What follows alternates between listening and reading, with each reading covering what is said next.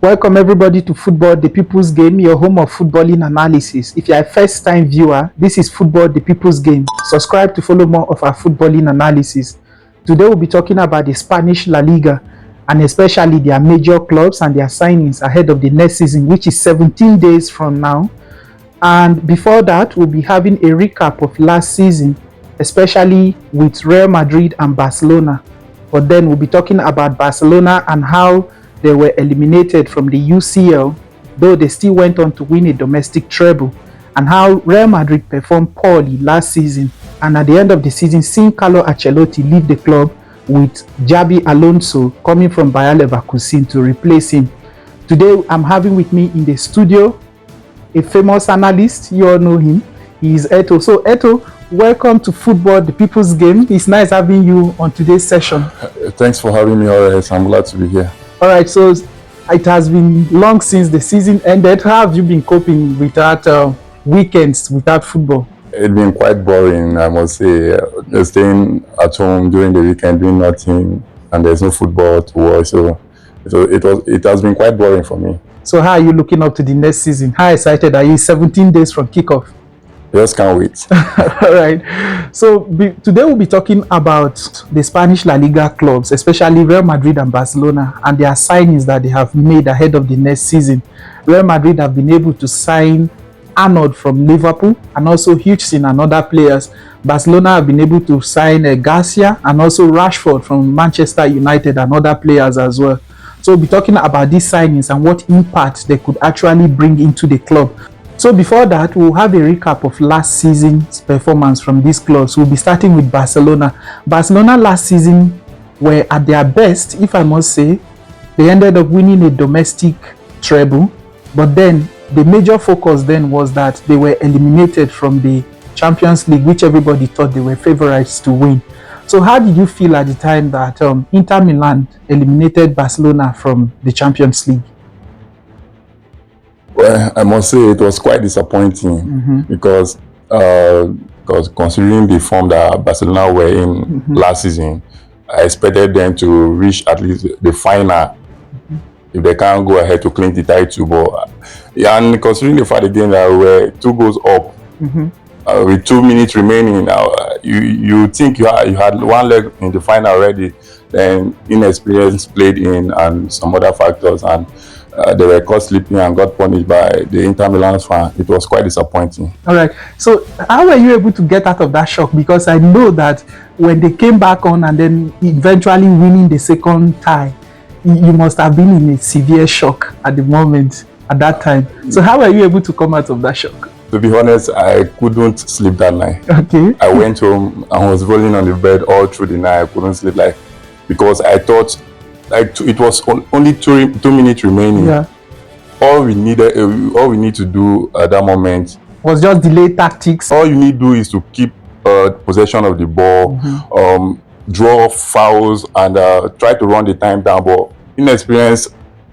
some inexperienced player like Lamine Yamal was still running at goal, shooting, and that was so unnecessary. Giving the ball away to that was so unnecessary at that moment. So I would say it was inexperience that played the major part there. Okay. So luckily for Barcelona, they were able to win a domestic treble. Were you impressed despite not winning the Champions League? Yeah, I would say I was impressed because prior to that season, the season before that season, we went trophyless. So I wasn't expecting that much from Barcelona. It was a decent season for them to come on and then win a domestic treble. Exactly.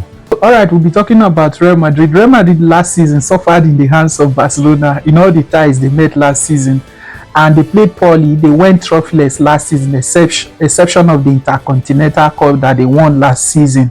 So, but this season we have seen them gotten some additions like Arnold and Hudson at the defense line, which has been a problem for them last season.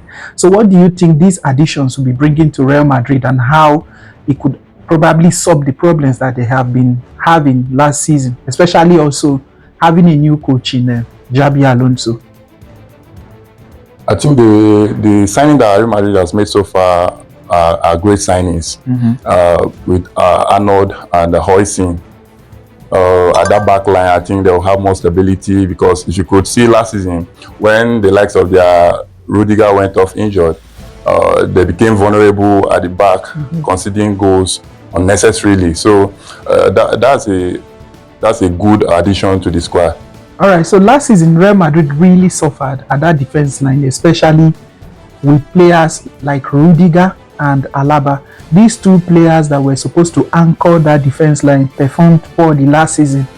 It could be as a result of Alaba coming from a long injury and also Rudiger having some injuries that last season. But then these two players underperformed last season. Do you think going into this new season, we could actually see their best?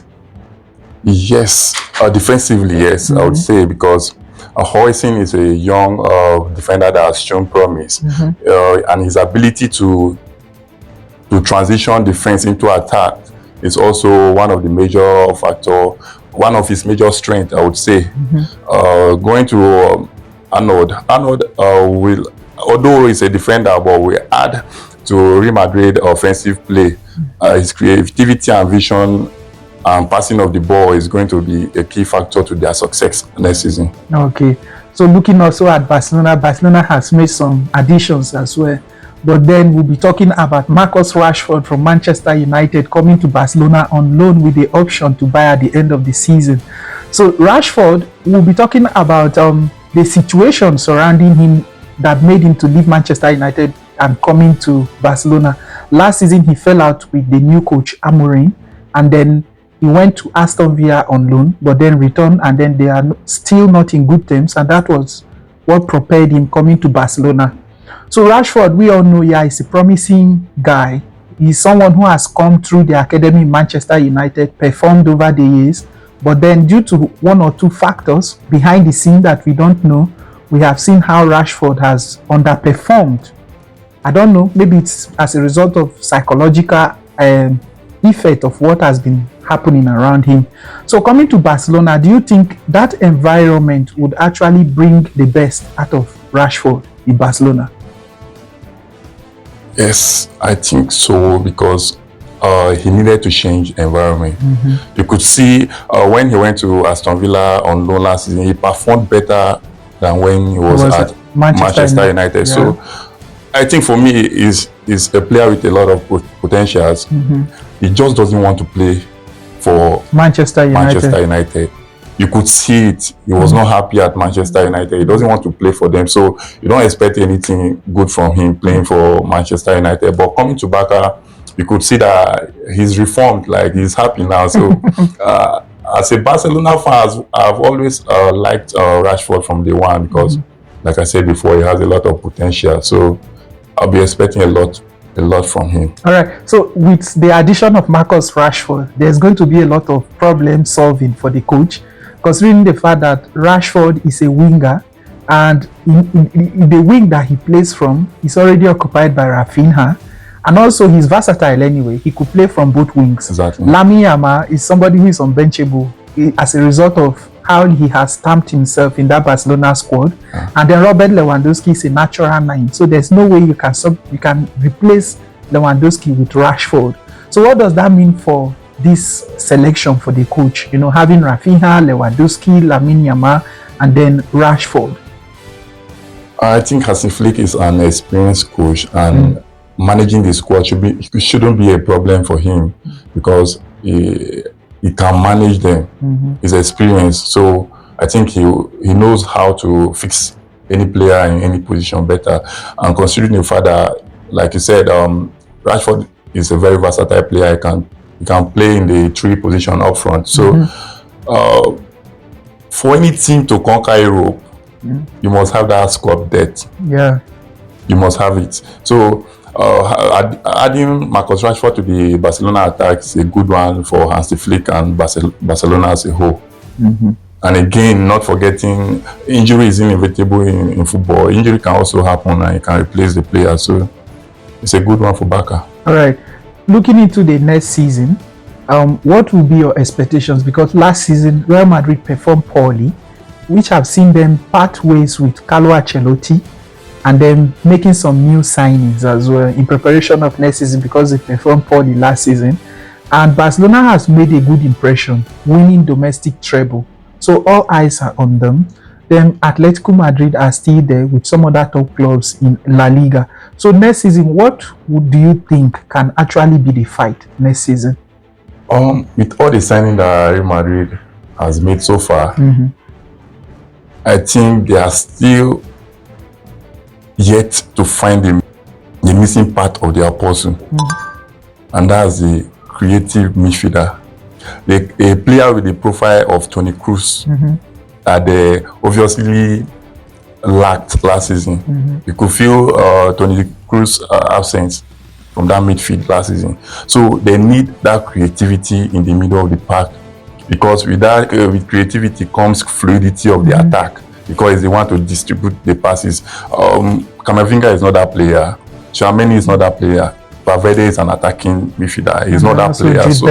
Jude Bellingham is not also that player. So for me, they should sort after that creative midfielder. Kevin De Bruyne would have been a good replacement for Toni Kroos, but I don't know why they didn't go for him. So for me, if they don't get that creative midfielder, I don't think this season would be of any different from last season for them. All right. So still talking about Real Madrid before you move to another club, you have pointed out that the missing part from that Real Madrid squad is the creative midfielder, of which last 2 seasons since Toni Kroos left, that has been a major problem for them. But I feel that they felt they had replaced Toni Kroos with the additions of Jude Bellingham, and then having secured Tchouaméni, Camavinga and the rest. But then last season we saw that lapse is still there, because that creativity wasn't there. And you made mention of a good replacement in Kevin De Bruyne, which is already in Napoli.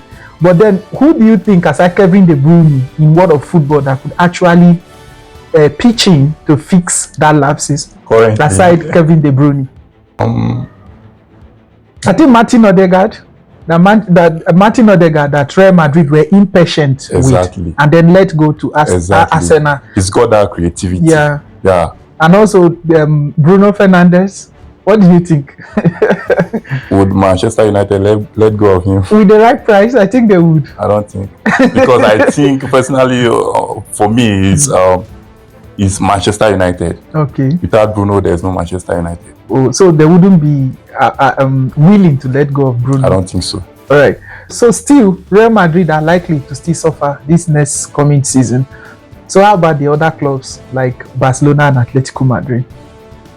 Atletico has made decent signings this year. I think about 7 signings, with Alex Brenner from Villarreal being one of their major signings. So I think they will improve. They will compete next season. So let's just wait and see. Time will tell. Okay. So how about Barcelona? Nothing has changed, and they just improved. Like in the goalkeeping aspect, I think Fran Garcia with Espanyol has the most save in La Liga last season. Okay. So that's a good addition. That's a very good addition to the squad. So I think they can retain the title in La Liga. Okay.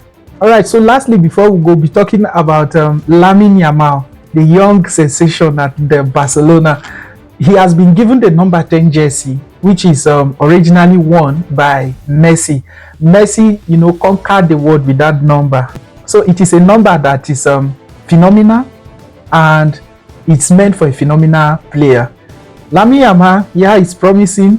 And I think since Messi left, Ansu Fati has won that number and underperformed. And Lamine Yamal, as a young player rising, he has been given that number 10 jersey.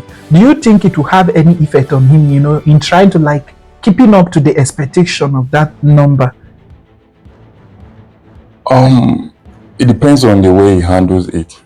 Yeah, he handles the pressure that comes with wearing it. Because Barcelona giving that number to Yamal, I think that signifies their faith in Yamal's potential. And historically, the number 10 jersey has been a significant number in the Barcelona history. So I think Yamal also understand the responsibility that comes with wearing it. So he's a kid. Last season, I think he scored. He showed remarkable talent by scoring 18 goals and providing 25 assists last season. So he's a rising star, I would say. He's a rising star. So I think he can handle the pressure. If he can handle the pressure, then how he handled the pressure will be crucial for his success. Okay. So in reactions to that, Zlatan Ibrahimovic has said that Lamine Yamal shouldn't have accepted that number 10 jersey because for him, Lamine Yamal is not yet ready for such a pressure. So what do you think from Zlatan Ibrahimovic's point of view? What do you think? Is it right that Lamine Yamal should have turned down that number and maybe give himself time to like prove himself because he's just uprising? So what do you think about Ibrahimovic's statement on that? I think what he's trying to do there is to protect Lamine Yamal from the pressure. But boy didn't choose the number. It was offered to him, and there are some offer that you can't turn down. Being offered the iconic Messi's number 10 jersey, you can't turn that down. It's a great responsibility, and also I would say a great privilege. So, and I think it's also a challenge for him, you know, to like prove himself that he's actually worth the hype around him. Exactly. All right, so thank you for that, Eto'o. So viewers out there, this is Football, the People's Game. If you're a first-time viewer, subscribe to follow more of our footballing analysis. And remember, La Liga is 17 days off from now, and we would like to have your predictions about the next season outcomes with all the clubs in the Spanish La Liga. So Eto'o, it is always nice having you with us in the studio, Football, the People's Game. My pleasure being here, Horace. All right, so I wish you all the best in the new season. Thank you very much.